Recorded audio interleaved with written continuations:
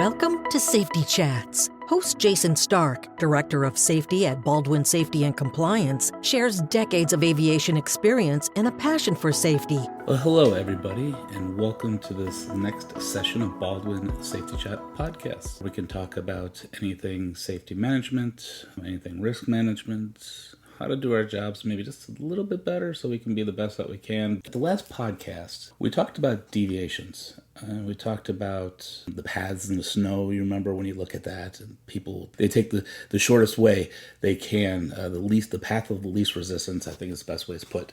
It reminds me, probably even brought up the term in the last podcast, I can't remember, and it's normalization of deviance. And we hear that a lot. I know the classes that have the privilege to teach, that comes up a lot. It's this idea of becoming desensitized to change, that we start deviating from controls, we start deviating from safety controls more specifically, and we become desensitized to it, and it's just the way we do things now. And it's really interesting. Actually, it was a theory brought up by Diane Vaughn, and specifically was applied to the Challenger launch decision. It's really a powerful concept when you sit here and think about it. So it's that concept where deviation becomes normal.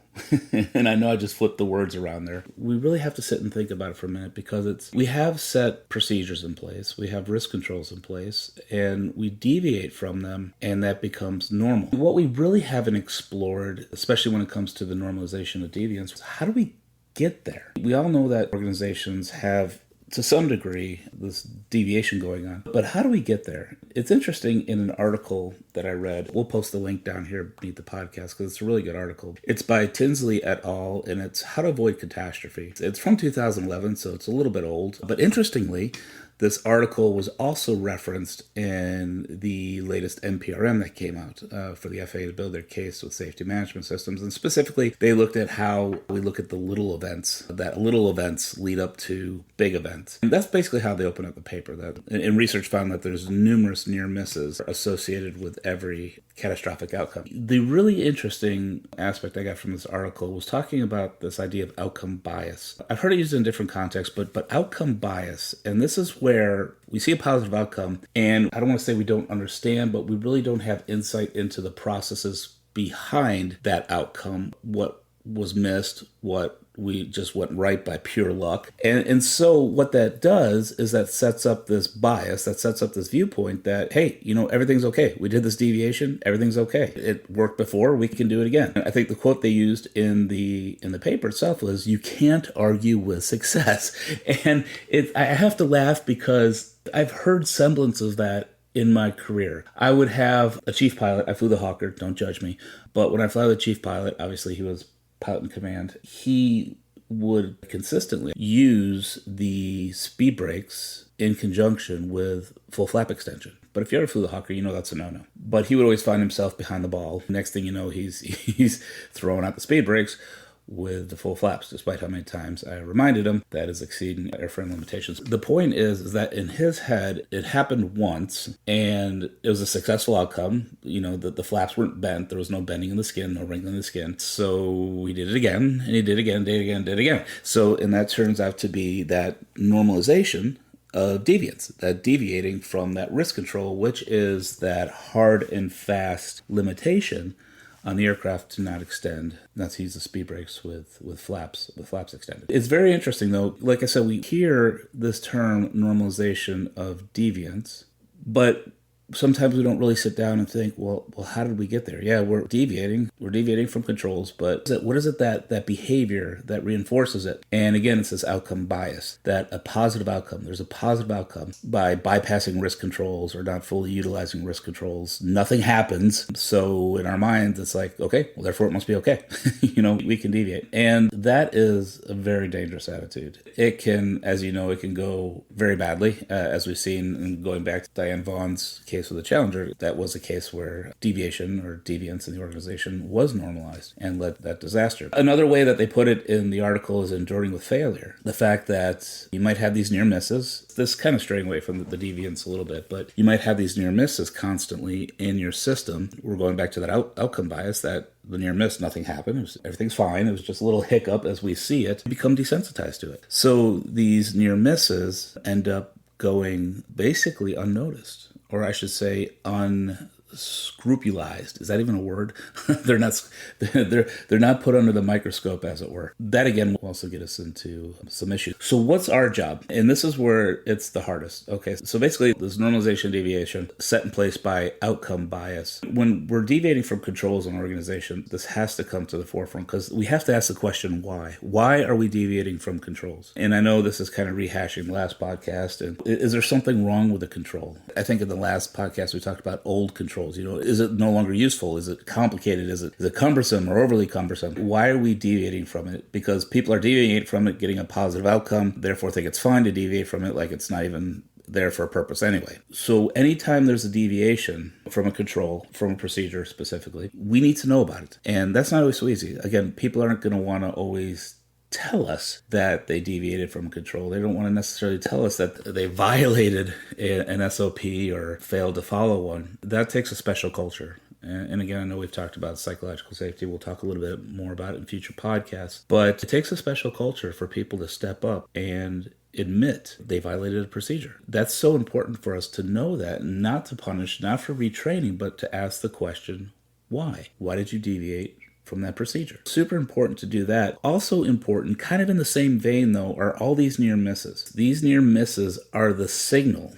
It's sometimes so weak, but that's a signal that we want to pick up in the organization. And this comes to measuring. And this still is in the same vein and very similar to deviations from the standard operating procedures. But when there are these near misses, like it was going badly and thing happened, everything was okay. Yeah, it was a close call or maybe not so close call. We had a little hiccup, but everything turned out okay. It's that mindset, going back to that outcome bias, a positive outcome. And what that does is desensitize us to it. That is so incredibly important, again, to get that signal. So we need to know what to measure. Even if the signal that is showing these near misses or the signal is showing even deviation, even as innocuous as it may seem, it's still a signal that we need to pay attention to, because it could be the case, again, that something is going wrong and something needs to be done. So that comes down to us measuring. What to measure in the organizations. What are the things, what are the signals that we can pick up on to say, okay, these are consistent near misses. Let's go into it a little bit deeper. Now, one that comes to mind, and it's not really in our system per se, but when we look at traffic collision avoidance systems, or the TCAS or ACAS, the generic term for it, if we have a lot of RAs keep knocking on these resolution advisories, in a sense, it's a near miss because you have this last interdiction. Well, actually, you're going to be the last interdiction to make sure you see the plane, but it's basically the last technology interdiction prior to a disaster. So it can almost be classified as a near miss. And if this is consistently happening, then we need to look into that. If we submit to what they said in this article, that usually there's many near misses prior to a catastrophic accident, the term I've always used in class is, well, you're knocking on the door. So you're knocking on the door and eventually somebody's going to answer, and that will not be a good scene. So we need to find these signals in the organization. And I think the best similarity to this that ICAO has come up with is what they call the low consequence, high probability indicators. These are the near misses that themselves are low consequence. They are, they also could encompass the deviations that in itself, the consequence isn't severe, but it's a higher probability. So that means we have a better chance of measuring it. So it's those things I think we need to measure. So like I said, this is a great article, and it also goes into how these are latent failures, or how you can have latent failures in the organization that sets up this outcome bias. There are 7 strategies that they come up with, and I'm just going to read them off fairly quickly. I kind of want to go over these 7 strategies just because they really set the stage to how we can root out these latent conditions and the outcome bias and pick up on the signals in the organization that we need to be measuring. 1, it's heat high pressure. So when we have pressure, we have a tendency to reduce, or I should say increase, our risk tolerance. This is actually really interesting, probably one of the more interesting ones. Under high pressure, and this goes back to James Reason's short view versus long view on production versus protection. In the short view, under high pressure, we tend to go more towards production. And so therefore, we are more tolerant of near misses and more accepting of outcome bias, saying, okay, well, we've been in this pinch before and we plowed through and, we deviated from these controls and near misses, but hey, every single time it's turned out okay. And that's not good. So heed high pressure. Look at those high pressure moments, those time crunch moments, and understand what's happening. Talk to the front line. Hey, when you're pressured, what does that look like? Do you feel like you have to go around controls? And are controls hindering, or we can streamline them?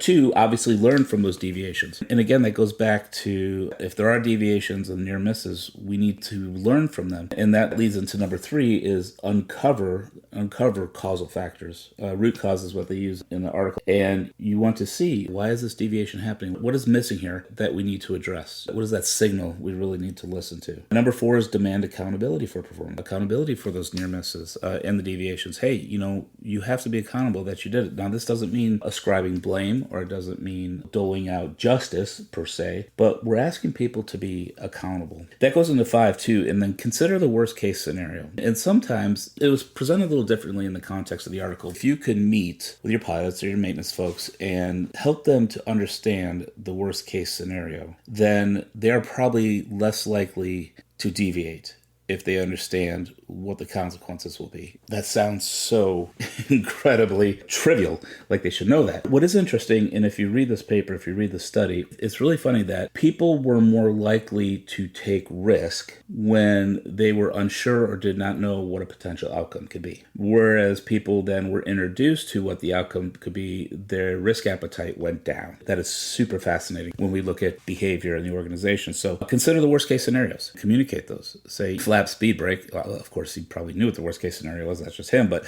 again, saying, hey, you could seriously wrinkle the skin, cause a lot of damage, potentially flat failure, structural failure. Who knows? So we need to iterate that, especially on the deviations that we're seeing. Hey, you guys keep going past this control. This control is meant to prevent X, Y, or Z. Let's figure out what the deal is with this control so we can still prevent X, Y, and Z, but also make it a control that you can live with and ascribe to. Number 6, it just talks about evaluating projects at every stage. And again, this article is not necessarily in the context of our operation, but it means that we tend to, in our projects especially, we tend to wait to the end and then see any near misses or deviations that should be considered all along. But 7 to me is very important, and that is reward owning up. Man, I can't tell you how important this is. In the safety culture surveys, we do point this out. The story actually is really cool that they give in the article. They talk about a Navy seaman that found he had lost a tool, and he knows that would ground all operations. It was during an exercise on the carrier, and he knew the repercussions, but he fessed up to it. He took accountability. So yeah, they had to cancel the exercise. They had to divert aircraft because that tool obviously could lead to a near miss. That could cause damage, and especially in a dynamic area like aircraft carriers. And you'd think this kid would have been chastised,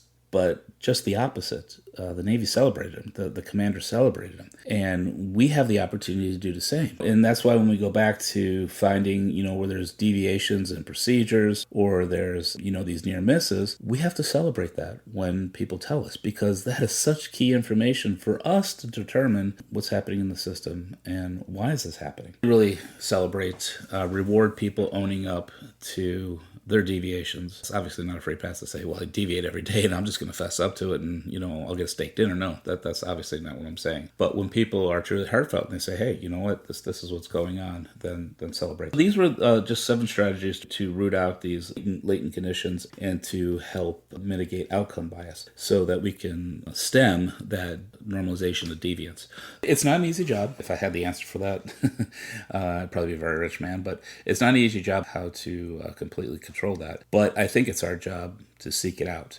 And I think it's our job to promote the environment, or to encourage leadership to promote the environment, to find these deviations, to find these near misses, and to definitely measure them, to understand what the signal is and what needs to be done. So I'm going to stop there because I think I could probably go on forever on this because this is a super, super cool topic. The paper is How to Avoid Catastrophe. It is in the Harvard Business Review from 2011. It's by Tinsley, Dillon, and Matsua. So check it out. I will put the link in the bottom of the podcast so that you can read it and make your own thoughts on that. And if you do read it and you have different thoughts, I would absolutely love to hear them.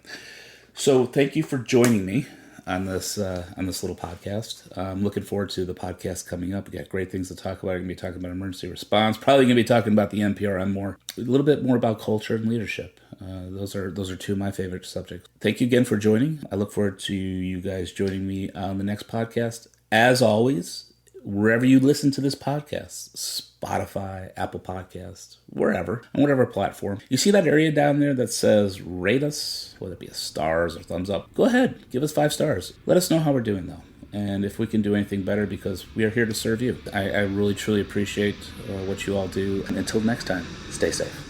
This podcast is brought to you by Baldwin Safety and Compliance, the leader in safety management for the transportation industry. Since 2004, Baldwin has been providing state-of-the-art solutions and 24/7 support to the aviation and transportation industries. Baldwin's clients include all sizes and types of transportation operators. Baldwin provides safety and related business services to commercial and non-commercial transportation operators, medical transporters, FBOs, MROs, airports, flight schools, UAS operators, firefighters, OEMs, ground transport operators, and others. Visit baldwinsms.com to discover how Baldwin can enhance your organization's safety program.